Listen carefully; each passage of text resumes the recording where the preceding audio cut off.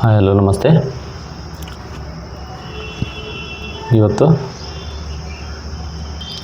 Police duties ಬಗ್ಗೆ ನೋಡೋಣ, ಹಾಗೂ ಪೊಲೀಸ್ ಸ್ಯಾಲ್ರಿ ಮತ್ತು ಅಂದರೆ ಪೊಲೀಸ್ ಕಾನ್ಸ್ಟೇಬಲ್ ಸ್ಯಾಲ್ರಿ ಮತ್ತು ಪೊಲೀಸ್ ಡ್ಯೂಟಿಗಳ ಬಗ್ಗೆ ನೋಡೋಣ. ಹೋದ ಕ್ಲಾಸ್ನಲ್ಲಿ ಜಿಯೋಗ್ರಫಿ ಸಿಲೆಬಸ್ ಮಾಡಿದ್ವಿ, ಭಾರತದ ಕರಾವಳಿ ಮತ್ತು ದ್ವೀಪಗಳ ಬಗ್ಗೆ ಮಾಡಿದ್ದು. ಆ ವಿಡಿಯೋನ ನೋಡಿಲ್ಲ ಅಂದರೆ ನೋಡ್ಕೊಂಬನ್ನಿ. ಹಾಗೂ ಪೊಲೀಸ್ ಬಗ್ಗೆ ಎಲ್ಲ ಇನ್ಫಾರ್ಮೇಷನ್ ಕೊಡ್ತಾ ಇರ್ತೀನಿ. ಹಾಗೂ ನಿಮಗೇನಾದರೂ ಡೌಟ್ ಇದ್ದರೆ ಕಮೆಂಟ್ ಮಾಡಿ, ಅದನ್ನು ಕ್ಲಿಯರ್ ಮಾಡ್ತೀನಿ. ಹಾಗೂ ನಮ್ಮ ಎಲ್ಲ ವೀಡಿಯೋಸ್ನ ನೋಡಿ ಸಬ್ಸ್ಕ್ರೈಬ್ ಮಾಡಿ. ಕ್ಲಾಸ್ ಸ್ಟಾರ್ಟ್ ಮಾಡೋಣ. ಮೊದಲನೇದಾಗಿ ಪೊಲೀಸ್ ಕಾನ್ಸ್ಟೇಬಲ್ ಸ್ಯಾಲರಿ ಈಗ ಪ್ರಸ್ತುತ ಅಂದರೆ 2026ರಲ್ಲಿ ಏನಿದೆ ಅಂದರೆ 7th ಪೇ ಕಮಿಷನ್ ಇದೆ. ಅಂದರೆ 2024ರಲ್ಲಿ 7th ಪೇ ಕಮಿಷನ್ ಬಂತು. ಅಂದರೆ ಆಗಸ್ಟ್ ತಿಂಗಳಿಂದ ಸ್ಟಾರ್ಟ್ ಆಯಿತು. ಓಕೆನಾ? ಆಗಸ್ಟ್ ತಿಂಗಳಿಂದ 7th ಪೇ ಕಮಿಷನ್ ಸ್ಟಾರ್ಟ್ ಆಯಿತು. ಆವಾಗ ಪೊಲೀಸ್ ಕಾನ್ಸ್ಟೇಬಲ್ ಸ್ಯಾಲರಿ 37,500ರಿಂದ 76,500. ಇದು 37,500ರಿಂದ 76,500 ಬೇಸಿಕ್ ಸ್ಯಾಲರಿ ಪ್ರೆಸೆಂಟ್ ಇರೋದು. ಅದಕ್ಕೆ DA ಆ್ಯಡ್ ಆಗುತ್ತೆ, ಮತ್ತು HRA ಆ್ಯಡ್ ಆಗುತ್ತೆ, ಮೆಡಿಕಲ್ ಅಲವೆನ್ಸಸ್ಸು, ಯೂನಿಫಾರ್ಮ್ ಅಲವೆನ್ಸಸ್ಸು, ಇನ್ನೂ ಹಲವಾರು ರೀತಿಯ ಅಲವೆನ್ಸಸ್ ಆ್ಯಡ್ ಆಗ್ತವೆ. ಇದೆಲ್ಲ ಕೂಡಿ ಒಂದು ಗ್ರಾಸ್ ಸ್ಯಾಲ್ರಿ ಅಂತ ಬರುತ್ತೆ.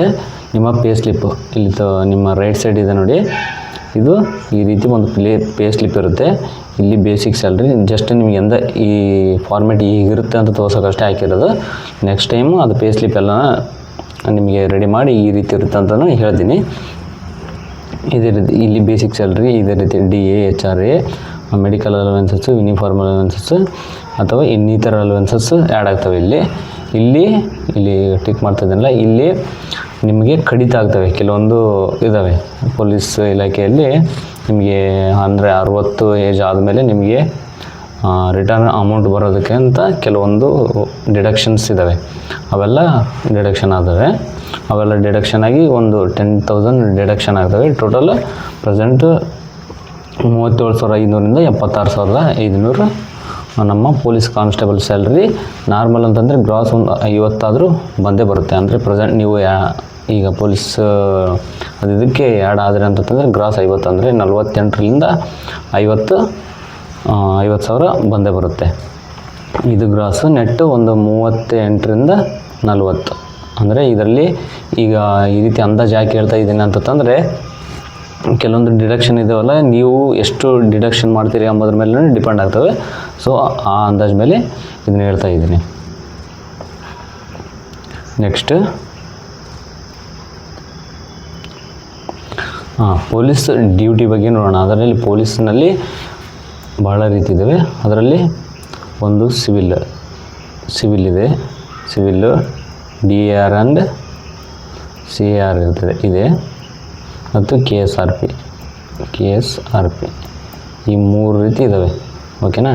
ಈ 3 ರೀತಿಯಲ್ಲಿ ನಾವು ಮಾತಾಡ್ತಾ ಇರೋದು DAR ಆ್ಯಂಡ್ CR ಡ್ಯೂಟೀಸ್ ಬಗ್ಗೆ ಅಷ್ಟೇ. ಓಕೆನಾ? ಸಿವಿಲ್ ಡ್ಯೂಟಿ ಬಗ್ಗೆ ಅಲ್ಲ. ಸಿವಿಲ್ ಡ್ಯೂಟಿ ಬಗ್ಗೆ ಬೇಕಾದರೆ ಕಮೆಂಟ್ ಮಾಡಿ, ಅದನ್ನು ಕೂಡ ಮಾಡೋಣ. ಮತ್ತು KSRP ಬಗ್ಗೆನೂ ಬೇಕಾದರೆ ಕಮೆಂಟ್ ಮಾಡಿ ಮಾಡೋಣ. ಈಗ DAR ಮತ್ತು CR ಡ್ಯೂಟೀಸ್ ಬಗ್ಗೆ ಅಷ್ಟೇ ಮಾತಾಡೋಣ. ಮೊದಲನೇದಾಗಿ DAR ಮತ್ತು CRನಲ್ಲಿ ಯಾವ ಥರ ಡ್ಯೂಟೀಸ್ ಇದಾವೆ ಅಂತ ನೋಡೋಣ. ಇವು ನಾಲ್ಕೇ ಅಲ್ಲ, ಮತ್ತು ಮುಂದೆ ಇದ್ದಾವೆ ನೋಡೋಣ. ಈಗ ಮೊದಲನೇದಾಗಿ ಸ್ಟಾರ್ಟ್ ಮಾಡೋಣ. ಒಂದು ಗಾರ್ಡ್ ಡ್ಯೂಟಿ ಅಂದರೆ ಪಹರೆ ಕರ್ತವ್ಯ. ಇದರಲ್ಲಿ ಏನಿದೆ ಅಂದರೆ ಪಹರೆ ಕರ್ತವ್ಯ ಇದು ಎಲ್ಲಿ ಮಾಡ್ತಾರೆ ಅಂತಂದರೆ, ಮೊದಲನೇದಾಗಿ ಇಲ್ಲಿದೆ ನೋಡಿ, ಈ ರೀತಿ ಗಾರ್ಡ್ ಡ್ಯೂಟಿ ಎಲ್ಲಿ ಮಾಡ್ತಾರೆ ಅಂತಂದರೆ, ನಮ್ಮ ರಾಜ್ಯ ಸರ್ಕಾರಕ್ಕೆ ಸಂಬಂಧಪಟ್ಟ ಕೆಲವು ಕಚೇರಿಗಳಿರ್ತವೆ.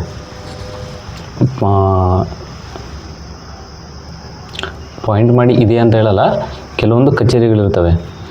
ಆ ಕಚೇರಿಗಳಲ್ಲಿ ಗಾರ್ಡ್ ಡ್ಯೂಟಿ ಅಂದರೆ ಪಹರೆ ಕರ್ತವ್ಯ ನಿರ್ವಹಿಸಬೇಕು. ಅದು ಶಿಫ್ಟ್ ವೈಸ್ ಇರುತ್ತೆ. ಅಂದರೆ ಒಂದು ಪಹರೆ ಕರ್ತವ್ಯಕ್ಕೆ ಇಷ್ಟು ಜನ ಅಂತ ಕೊಡ್ತಾರೆ. ಅಷ್ಟರಲ್ಲಿ ಅಂದರೆ 3 ತಾಸಿಗೆ ಒಬ್ಬರು ಚೇಂಜ್ ಆಗ್ತಾ ಇರ್ತಾರೆ. ಮತ್ತು ಅದು ರೊಟೇಷನ್ ಆಗ್ತಿರುತ್ತೆ. 3 ತಾಸಿಗೆ ಒಬ್ಬೊಬ್ಬರು ಅಂತ ರೊಟೇಷನ್ ಆಗ್ತಿರುತ್ತೆ. ಅದೆಲ್ಲ ನಿಮಗೆ ಟ್ರೈನಿಂಗ್ನಲ್ಲಿ ಹೇಳ್ಕೊಡ್ತಾರೆ. ಅಂದರೆ ಯಾವ ರೀತಿ ಏನು ಅಂತಂದು ಹೇಳ್ಕೊಡ್ತಾರೆ. 3 ತಾಸಿಗೊಮ್ಮೆ ರೊಟೇಷನ್ ಆಗ್ತಿರುತ್ತೆ. ನಮ್ಮ DRನಲ್ಲಿ ಆಲ್ಮೋಸ್ಟು ಅಂದರೆ ಸಮಯ ಅಂದರೆ ಬೇರೆ ಬೇರೆ ರೀತಿ ಇದ್ದಾವೆ. 3 ತಾಸಿನ ಡ್ಯೂಟಿ ಇದೆ, 6 ತಾಸಿನ ಡ್ಯೂಟಿ ಇದೆ, ಮತ್ತು 12 ತಾಸಿನ ಡ್ಯೂಟಿನೂ ಇದ್ದಾವೆ. ಈ ರೀತಿ ಡ್ಯೂಟಿಗಳಿದ್ದಾವೆ. ಓಕೆನಾ. ಇದು ಪಹರೆ ಕರ್ತವ್ಯ ಹೇಳಿದ್ನಲ್ಲ. ನಮ್ಮ ರಾಜ್ಯ ಸರ್ಕಾರಕ್ಕೆ ಸಂಬಂಧಪಟ್ಟ ಕೆಲವು ಕಚೇರಿಗಳು, ಕೆಲವು ಅಂದರೆ ಕೆಲವು ಹೌಸ್ಗಳು ಕೂಡ ಇದರಲ್ಲಿ ಬರ್ತವೆ. ಕೆಲವೊಂದು MLA ಹೌಸ್ಗಳನ್ನು ಬರ್ತವೆ. ಆಲ್ಮೋಸ್ಟ್ ಇವಾಗಿನ ಪ್ರೆಸೆಂಟ್ ಇದರಲ್ಲಿ ಯಾರು MLAಗಳಲ್ಲಿ ಮನೆಗಳಲ್ಲಿ ಆ ರೀತಿ ಏನು ಮಾಡ್ತಾ ಇಲ್ಲ. ಕೆಲವೊಂದು MLA ಅಂದರೆ MP MLAಗಳಲ್ಲಿ ಬರ್ತವೆ. ಕೆಲವೊಂದು ನಮ್ಮ ಸೆಂಟ್ರಲ್ ಆ್ಯಂಡ್ ಸ್ಟೇಟ್ಗೆ ಸಂಬಂಧಪಟ್ಟ ಕೆಲವು ಅಧಿಕಾರಿಗಳ ಮನೆಗೂ ಕೂಡ ಪಹರೆ ಕರ್ತವ್ಯ ಇದ್ದಾರೆ. ಓಕೆನಾ. ಇದು ಸೆಕೆಂಡು ಎಸ್ಕಾರ್ಟ್ ಡ್ಯೂಟಿ. ಸೆಕೆಂಡು ಬೆಂಗಾವಲು ಕರ್ತವ್ಯ. ಅಂದರೆ ಇಲ್ಲಿದೆ ನೋಡಿ ಎಸ್ಕಾರ್ಟ್. ಇದರಲ್ಲಿ 2 ರೀತಿ ಬರ್ತವೆ. ಒಂದು VIP ಎಸ್ಕಾರ್ಟು, ಇನ್ನೊಂದು ಯಾರು ಖೈದಿ ಎಸ್ಕಾರ್ಟ್. ಈ ರೀತಿ ಇರ್ತವೆ. ಅಂದರೆ VIP ಎಸ್ಕಾರ್ಟ್ ಅಂದರೆ ಅವರು ಬಂದಾಗ ಅವ್ರನ್ನ ಎಲ್ಲ ಜವಾಬ್ದಾರಿ ನಮ್ಮ ಮೇಲಿರುತ್ತೆ. ಅವ್ರನ್ನ ಕರ್ಕೊಂಡು ಹೋಗಿ ಬರೋದು ಈ ರೀತಿ ಎಸ್ಕಾರ್ಟ್ನ ಮಾಡ್ತೀವಿ. ಇನ್ನೊಂದು ಖೈದಿಗಳನ್ನು ಒಂದು ಕಡೆಯಿಂದ ಇನ್ನೊಂದು ಕಡೆ ಸಾಗಿಸಲು ಕೋರ್ಟಿಗೆ ಅಥವಾ ಬೇರೆ ಜೈಲುಗಳಿಗೆ ಈ ರೀತಿ ಸಾಗಿಸುವಾಗ ಎಸ್ಕಾರ್ಟ್ ಡ್ಯೂಟಿ ಮಾಡ್ತೀವಿ. ಈ ರೀತಿ ಡ್ಯೂಟಿ ಇದೆ. ನೆಕ್ಸ್ಟ್ MT ಸೆಕ್ಷನ್, ವಾಹನ ವಿಭಾಗ. ಇಲ್ಲಿ ವಾಹನ ವಿಭಾಗ ಅಂತಂದರೆ ನಮ್ಮ ಪೊಲೀಸಲ್ಲಿ ಅಂದರೆ ಈಗ ವಾಹನಗಳು ನಮ್ಮ ಪೊಲೀಸಲ್ಲಿ ವಾಹನಗಳು ಯಾವ್ಯಾವ ಇದ್ದಾವೆ ಅದಕ್ಕೆ ಪ್ರತಿಯೊಂದು ವಾಹನಕ್ಕೂ ಒಬ್ಬರು ಚಾಲಕರು. ಆ ರೀತಿಯಾಗಿ MT ಸೆಕ್ಷನ್ಗೆ ಒಬ್ಬೊಬ್ಬರು ಪೊಲೀಸ್ ಕಾನ್ಸ್ಟೇಬಲ್ ವಾಹನ ಓಡಿಸೋದಕ್ಕೆ ಇರ್ತಾರೆ. ಇಲ್ಲಿ ಕೂಡ ಡ್ಯೂಟಿ ಇರ್ತವೆ. ಒಂದು ಗಾರ್ಡು, ಒಂದು ಬೆಂಗಾವಲು ಎಸ್ಕಾರ್ಟ್ ಡ್ಯೂಟಿ, ಒಂದು MT section. Next platoon duty ಅಥವಾ ತುಕಡಿ ಕರ್ತವ್ಯ ಇಲ್ಲಿದೆ ನೋಡಿ. ಈ ರೀತಿ ಒಂದು DR ವ್ಯಾನ್ ಇರುತ್ತೆ. ಈ DR ವ್ಯಾನ್ನಲ್ಲಿ ಒಂದು ಮಿನಿಮಮ್ 5 to 7 ಮೆಂಬರ್ಸ್ ಕೊಡ್ತಾರೆ. ಇದು ಎಲ್ಲಿ ಅಂತಂದರೆ ಬಂದೋಬಸ್ತ್, ಕೆಲವೊಂದು ಗಲಾಟೆಗಳು ಅಥವಾ ಜಾತ್ರೆ ಈ ರೀತಿ ಇರ್ತಾವಲ್ಲ, ಮೇನಾಗಿ ಒಂದು ದೊಡ್ಡ ಜನಸಂಖ್ಯೆ ಸೇರುವಲ್ಲಿ ಬಂದೋಬಸ್ತ್ ಕರ್ತವ್ಯ ನಿರ್ವಹಿಸೋದಕ್ಕಾಗಿ ಒಂದು ನಮ್ಮ DR ವ್ಯಾನ್ನ ಕೊಡ್ತಾರೆ. ಸೊ ಆ ವ್ಯಾನಲ್ಲಿ 5 to 7 ಮೆಂಬರ್ಸ್ ಇರ್ತದೆ. ಈ ರೀತಿ ತುಕಡಿ ಕರ್ತವ್ಯ. ನೆಕ್ಸ್ಟ್ ಡಾಗ್ ಸ್ಕ್ವಾಡ್, ಶ್ವಾನ ದಳ. ಅಂದರೆ ನಮ್ಮ ಪೊಲೀಸ್ ಇಲಾಖೆಯಲ್ಲಿ ಇಲ್ಲಿದಾವಲ್ಲ, ಈ ರೀತಿ ಪೊಲೀಸ್ ಇಲಾಖೆಯಲ್ಲಿ ವಿವಿಧ ರೀತಿಯಲ್ಲಿ, ಅಂದರೆ ಒಂದೇ ಡಾಗ್ ಅಂತಲ್ಲ, ವಿವಿಧ ರೀತಿಯ ಡಾಗ್ಗಳಿದ್ದಾವೆ. ಯಾವ ಬಾಂಬು ಪತ್ತೆ ಹಚ್ಚುವ ಮತ್ತು ನಾರ್ಕೋಟಿಕ್ಸ್ ಈ ರೀತಿ ಕೆಲವು ಡಾಗ್ಗಳಿದ್ದಾವೆ. ಆ ಡಾಗ್ಗಳನ್ನ ಸಾಕುವುದಕ್ಕೆ ಅದೆಲ್ಲ ಮೇಂಟೆನೆನ್ಸ್ಗೋಸ್ಕರ ಅಂತಂದು ಒಂದು ಯಾವುದು ಡಾಗ್ ಸ್ಕ್ವಾಡ್ ಇರುತ್ತೆ. ಅಲ್ಲಿ ಕೆಲವು ಕರ್ತವ್ಯಗಳಿರ್ತವೆ, ಅವನ್ನ ನಿರ್ವಹಿಸಬೇಕು. ಈ ಡಾಗ್ ಸ್ಕ್ವಾಡಿಗೆ ಸೇರ್ಬೇಕಂತಂದರೆ ಅದಕ್ಕೂ ಟ್ರೈನಿಂಗ್ ಇದೆ. ನಮ್ಮ ಬೆಂಗಳೂರಿನಲ್ಲಿ ಇದೆ. ಓಕೆನಾ. ಟ್ರೈನಿಂಗ್ ಇದೆ. ನನಗೆ ಗೊತ್ತಿರೋ ಮಟ್ಟಿಗೆ ಇದು 3 month ಇದೆ. 3 month. ಓಕೆನಾ. 3 month ಟ್ರೈನಿಂಗ್ ಏನೋ ಇದೆ. ಈ ಡಾಗ್ ಸ್ಕ್ವಾಡ್ನ ಅಂದರೆ ಒಂದು ನಿಮಗೆ ಅಂತಲೇ ಒಂದು ಡಾಗ್ನ ಕೊಡ್ತಾರೆ, ಅಂದರೆ ಶ್ವಾನನ ಕೊಡ್ತಾರೆ. ಅಲ್ಲಿ ಅದರ ಜವಾಬ್ದಾರಿ ಎಲ್ಲವೂ ನಿಮ್ಮದೇ ಆಗಿರುತ್ತೆ. ಹಾಗೆ ಇನ್ನೊಂದು ಇಲ್ಲಿ ಹೇಳೋದು ಬಿಟ್ಟೆ ನೋಡಿ, MT ಸೆಕ್ಷನ್ ಇದೆಯಲ್ಲ, ಈ MT ಸೆಕ್ಷನ್ ಕೂಡ ಸೇರ್ಬೇಕಂತಂದ್ರೂ ಅದಕ್ಕೂ ಕೂಡ ಟ್ರೈನಿಂಗ್ ಇದೆ. ಅದಕ್ಕೂ 1 month ಟ್ರೈನಿಂಗ್ ಇದೆ. ನಮ್ಮ ಇಲಾಖೆಯಿಂದಲೇ ಕಳಿಸ್ಕೊಡ್ತಾರೆ. ಅದು ಕೂಡ ಬೆಂಗಳೂರಿನ ಯಲಹಂಕ ಬಳಿ ಇದೆ. ಅದನ್ನು ಮುಗಿಸ್ಕೊಂಬಂದಮೇಲೆ ನೀವು ವಾಹನ ವಿಭಾಗಕ್ಕೆ ಸೇರ್ಬೋದು. ನೆಕ್ಸ್ಟ್ ಡಾಗ್ ಸ್ಕ್ವಾಡ್ ಹೇಳಿದ್ನಲ್ಲ, ಅದನ್ನು ಇದರಲ್ಲಿ ಕೂಡ ಸೇರ್ಬೋದು. ಈ ಡ್ಯೂಟಿಗಳ ಬಗ್ಗೆ ಹೇಳ್ತೀನಿ, ಈ ರೀತಿ ಡ್ಯೂಟಿ ಅಂತ. Next gun man. ಪ್ರತಿಯೊಬ್ಬ ಅಂದರೆ ಮುಖ್ಯ ಅಧಿಕಾರಿಗಳಂತೂ ಇರ್ತಾರೆ ನಮ್ಮ ಇಲಾಖೆಯಲ್ಲಿ, ಅಥವಾ ಅಂದರೆ ನಮ್ಮ ಇಲಾಖೆ ಬಂತು ಅಥವಾ ನಮ್ಮ ರಾಜ್ಯ ಸರ್ಕಾರದ ಕೆಲವು ಅಧಿಕಾರಿಗಳು ಹಾಗೂ ಅತ್ಯಂತ ಮುಖ್ಯ ಅಧಿಕಾರಿಗಳಿಗೆ ಹಾಗೂ MLA MPಗಳಿಗೆ ಗನ್ಮ್ಯಾನ್ಗಳಾಗಿ ನಮ್ಮ DRದವರೇ ಇರ್ತಾರೆ. ಬೇರೆ ಯಾರೂ ಇರಲ್ಲ. ಯಾರು ಅಂದರೆ ನಮ್ಮ ಸಿವಿಲ್ನವರು ಇರಲ್ಲ, KSRFದವರು ಕೂಡ ತಗೊಳ್ಳಲ್ಲ. ಆಲ್ಮೋಸ್ಟ್ ನಮ್ಮ ಗನ್ಮ್ಯಾನ್ಗಳಾಗಿ ನಮ್ಮ DR ಅಥವಾ CRನವರೇ ಇರ್ತಾರೆ. ಮತ್ತು ಹೊಯ್ಸಳ ವಾಹನ. ಇದು ಹೊಯ್ಸಳ ವಾಹನ ಅಂದರೆ 112. ಇದು ಗಸ್ತು ತಿರುಗುವ ವಾಹನ. ಇಲ್ಲಿದೆ ನೋಡಿ, ಈ ರೀತಿ ಒಂದು ಗಸ್ತು ತಿರುಗುವ ವಾಹನ ಇರುತ್ತೆ. ಇದಕ್ಕೂ ಕೂಡ ಸೇರ್ಬೋದು. ನೆಕ್ಸ್ಟ್ ADA ಅಂತಂದರೆ ಅಸಿಸ್ಟೆಂಟ್ ಡ್ರಿಲ್ ಇನ್ಸ್ಟ್ರಕ್ಟರ್, ಇವರು ಕೂಡ ಆಗ್ಬೋದು ನೀವು. ಹೇಗೆ ಅಂತಂದರೆ ನಮ್ಮ ಟ್ರೈನಿಂಗ್ ಫೀಲ್ಡ್ನಲ್ಲಿ ಇದ್ದಾರಲ್ಲ, ನಮಗೆ ಹೊಸದಾಗಿ ನಾವು ಏನಾದರೂ ಇಲಾಖೆಗೆ ಸೇರಿಕೊಂಡಾಗ ನಮಗೆ ಟ್ರೈನಿಂಗ್ ಕೊಡುವವರು ADA ಅಂತ ಕರಿತೀವಿ ನಾವು. ಅವರು ಕೂಡ ಆಗ್ಬೋದು, ಅವರಾಗಿ ನೀವು ಕೂಡ ಕರ್ತವ್ಯ ನಿರ್ವಹಿಸ್ಬೋದು. ADA ಹೇಗೆ ಆಗೋದು ಅಂತಂದರೆ ಅಲ್ಲಿ ಟ್ರೈನಿಂಗ್ನಲ್ಲಿ ನೀವು ಚೆನ್ನಾಗಿ ಕಲಿತು ಅಂದರೆ ಅದ್ರ ಬಗ್ಗೆ ಎಲ್ಲ ತಿಳ್ಕೊಂಡ್ಮೇಲೆ ಇಲ್ಲಿ ಬಂದು ಮತ್ತೆ ಅದ್ರ ಬಗ್ಗೆನೇ ಎಲ್ಲ ನೀವು ನಾಲೆಡ್ಜ್ ಇಟ್ಕೊಂಡಿದ್ರೆ ಅದಕ್ಕೆ ಅಂತಲೇ ಒಂದು ಫಾರ್ಮ್ಯಾಟ್ ಇದೆ. ಅಂದರೆ ಹೇಗೆ ಅಂತಂದರೆ ನೀವು ಟ್ರೈನಿಂಗ್ನಲ್ಲಿ ಕಲ್ತಿರ್ತಿರಲ್ಲ, ಅದ್ರ ಬಗ್ಗೆ ಎಲ್ಲ ನಿಮಗೆ ನಾಲೆಡ್ಜ್ ಇದೆ ಅಂತಂದಾಗ ನೀವು ತಗೊಂಡು ಹೋಗ್ಬೋದು, ಮತ್ತು ಅಥವಾ ನಿಮ್ಮ ಡಿಸ್ಟಿಕ್ನಲ್ಲೇ ನೀವು ನಿರ್ವಹಿಸ್ಬೋದು. ಓಕೆನಾ. ನೆಕ್ಸ್ಟ್ ಬಾಂಬ್ ಸ್ಕ್ವಾಡ್ ಇದೆ. ನಮ್ಮ DR ಮತ್ತು CRನಲ್ಲಿ ಬಾಂಬ್ ಸ್ಕ್ವಾಡ್ ಇದೆ, ಅದರಲ್ಲೂ ಕೂಡ ನೀವು ಕಾರ್ಯನಿರ್ವಹಿಸಬಹುದು. ಮತ್ತು ಬಾಂಬ್ ಸ್ಕ್ವಾಡ್ ಸೇರ್ಬೇಕಂತಂದ್ರೂ ಅದಕ್ಕೂ ಕೂಡ ಟ್ರೈನಿಂಗ್ ಇದೆ. ಅದನ್ನು ಮುಗಿಸ್ಕೊಂಡು ಬಂದಮೇಲೆ ನೀವು ಬಾಂಬ್ ಸ್ಕ್ವಾಡ್ ಸೇರ್ಬೋದು. Next CCT, centre for counter terrorism. ಇದು ಅತ್ಯಂತ ಸ್ವಲ್ಪ ಕಠಿಣಕರವಾಗಿರುತ್ತೆ, ಅಂದರೆ ಟ್ರೈನಿಂಗ್. ಇದನ್ನು CCT ಸೇರ್ಬೇಕಂತಂದರೆ ಕಠಿಣ ಟ್ರೈನಿಂಗ್ನ ನೀವು ಪಾಸ್ ಮಾಡ್ಕೋಬೇಕು. ಕಠಿಣ ಅಂದರೆ ಫುಲ್ಲು ಅಂಥ ಪರಿ ಏನಲ್ಲ, ಆಲ್ಮೋಸ್ಟ್ ನಮ್ಮ ಟ್ರೈನಿಂಗ್ ಫೀಲ್ಡ್ನಲ್ಲಿ ಏನಿರುತ್ತೆ ಅದಕ್ಕಿಂತ ಸ್ವಲ್ಪ ಭಾಳನೇ ಕಷ್ಟ ಇರುತ್ತೆ. ಅದನ್ನು ಮುಗಿಸ್ಕೊಂಡು ಬಂದಮೇಲೆ ನೀವು ಕಮಾಂಡೋ ಆಗಿ ಕೆಲಸ ಮಾಡ್ತೀರ. ಅಂದರೆ ಇದೇನಾದರೂ ಮುಗಿಸ್ಕೊಂಡ್ಬಂದರೆ ನೀವು NSG ಇದೆಯಲ್ಲ, NSG ಕೂಡ ಸೇರುವ ಚಾನ್ಸ್ ಇರುತ್ತೆ.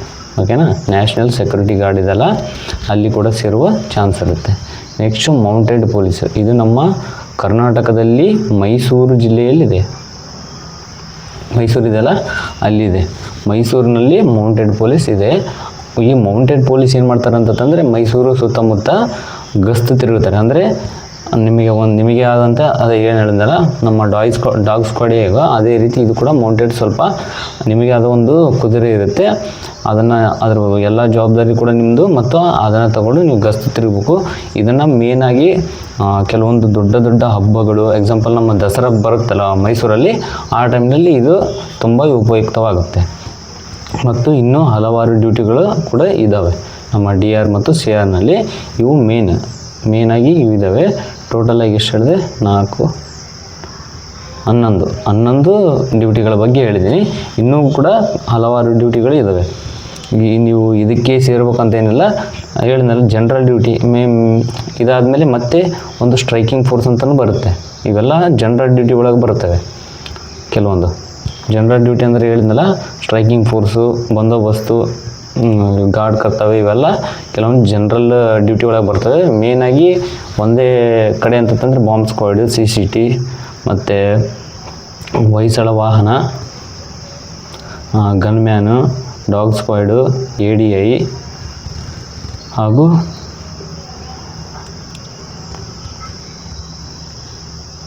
MT section. ಇವೆಲ್ಲ ಒಂದೇ ಡ್ಯೂಟಿ ಅಂತಂದು ಹೇಳ್ಬೋದು. ಆಲ್ಮೋಸ್ಟು ಒಂದಕ್ಕೆ ಸೀಮಿತ ಆಗಿರ್ತವೆ ಇವು. ಕೆಲವೊಂದು ಹೇಳಿದಲ್ಲಿ ಇವು ಗಾರ್ಡು, ಎಸ್ಕಾರ್ಟ್ ಡ್ಯೂಟಿ, ಪ್ಲಟೂನ್ ಕರ್ತವ್ಯ ಮತ್ತು ಇನ್ನಿತರ ಡ್ಯೂಟಿಗಳು, ಮತ್ತು ಸ್ಟ್ರೈಕಿಂಗ್ ಫೋರ್ಸು ಇದಾವಲ್ಲ, ಇವು ಜನರಲ್ ಡ್ಯೂಟಿ ಒಳಗೆ ಬರ್ತವೆ. ಅಂದರೆ ಒಂದು ಬಿಟ್ಟು ಒಂದು ಜನರಲ್ ಡ್ಯೂಟಿ, ಅಂದರೆ ಇದನ್ನು ಮಾಡ್ಬೋದು, ಅದನ್ನು ಮಾಡ್ಬೋದು. DRನಲ್ಲಿ ಹೇಳೋದಾದರೆ ಅತ್ಯುತ್ತಮ ಡ್ಯೂಟಿ ಅಂತಲೇ ಹೇಳ್ಬೋದು. ಒಂದೇ ಮಾತಲ್ಲಿ ಹೇಳೋದಾದರೆ ಇಟ್ಸ್ ಎ ಗುಡ್. ನಿಮಗೆ ಇದರಲ್ಲಿ ಏನು ಉಪಯುಕ್ತ ಅಂತಲೇ ಹೇಳ್ಬಿಡ್ತೀನಿ ನೋಡಿ. ನೀವು ಆರಾಮಾಗಿ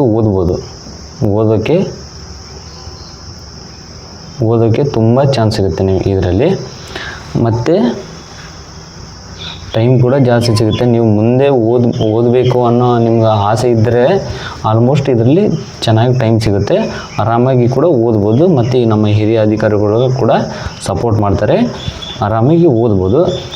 ಬೇರೆ ಅಂದರೆ ನಮ್ಮ ಸಿವಿಲ್ ಅಥವಾ KSRPಯಲ್ಲಿ ಓದೋಕ್ಕಾಗಲ್ವ ಅಂತಂದು ಹೇಳೋದಾದರೆ ಆಗಲ್ಲ ಅಂತಲ್ಲ, ಇದೆ, ಆರಾಮಾಗಿ ಅಲ್ಲಿನೂ ಓದ್ಬೋದು. ಬಟ್ ಕಂಪ್ಯಾರಿಸನ್ ಒಳಗೆ ಇಷ್ಟು ಒಂದು ಸ್ವಲ್ಪ ನಮ್ಮ DR ಆ್ಯಂಡ್ CR ಇದೆಲ್ಲ ಇಟ್ಸ್ ಗುಡ್. ಆರಾಮಾಗಿ ಒಂದು ಸ್ವಲ್ಪ ಓದೋಕ್ಕೆ ಚಾನ್ಸ್ ಸಿಗುತ್ತೆ. ಅದಕ್ಕಾಗಿ ಇದು ಬೆಸ್ಟ್. ಅವನು ಕೂಡ ಬೆಸ್ಟ್. ಇದ್ರ ಮೇಲೆ ಮತ್ತೆ ಏನಾದರೂ ನಿಮಗೆ ಡೌಟ್ಸ್ ಇದ್ದರೆ ಕೇಳಿ ಕ್ಲಿಯರ್ ಮಾಡ್ತೀನಿ. Thank you.